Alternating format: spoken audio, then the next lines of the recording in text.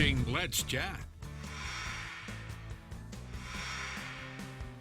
From Script to Scripture is a new exhibit that is coming to an area near us, and that includes a rare, well, actually a couple rare items, I should say, within the exhibit. Here to give us a little bit more information is Michael Hazel. Thanks so much for joining us. Good to be here. All right, so tell me a little bit about this exhibit. I want to learn more and the significance of it. Sure.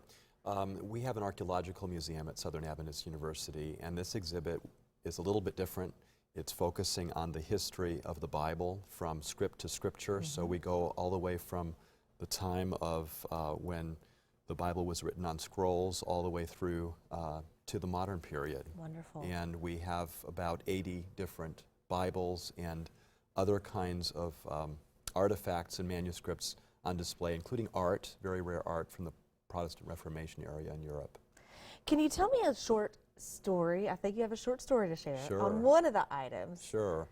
The Olivet Bible is one of the rare items that we have. There's only a few of them in existence. They were printed in 1535. It was the first complete Bible printed in the French language. Olivet was a Waldensian living in the northern mountains of Italy.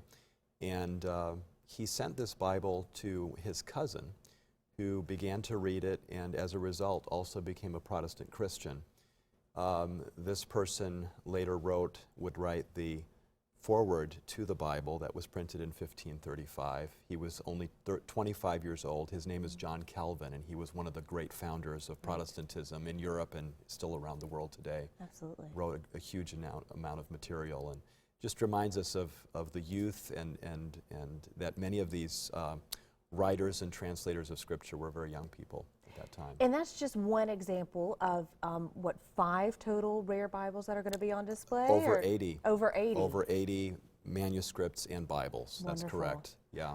And we don't have time. I wish we had time to list, through several of those. But take me through the exhibit. When we come to visit, what can we expect? Sure. We will begin with some of the oldest manuscripts dating back to the 12th century that were handwritten, and then also began to be printed and illuminated with beautiful artwork as well.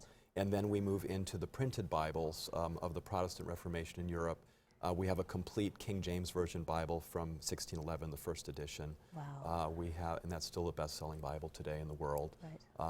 And we will go through the German Reformation with Luther's New Testament that was printed in 1522. And then on around the exhibit, the English Reformation, the Counter-Reformation. And then we come to America, because so many of these Europeans came to the shores of the United States looking for freedom to practice their religion. And we have some of the first Bibles ever printed here, including a Cherokee Bible that was printed in the Cherokee language, which is very appropriate for our vicinity here in Chattanooga. Exactly. Now, of course, an exhibit like this really lends its hand to the mission and some of the goals of Southern Adventist University. We don't have a ton of time to dive into that today, but I want to ask about groups. If there's a school group or a church group that comes through, is this an opportunity for them, and is it an opportunity for individuals and families as well? Absolutely. We're open 7 days a week, and we welcome school groups and church groups and individuals to come. We've been open for 19 years now, and so we're very much looking forward to having that a lot of interaction. And this exhibit just plays right into some of the other great things available at the university. Exactly. As well. Yeah. We have almost 3,000 students, and the Bible is a very big part of what we do there.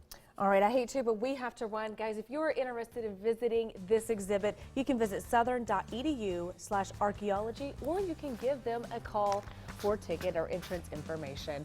We are going to run. We will see you tomorrow morning live from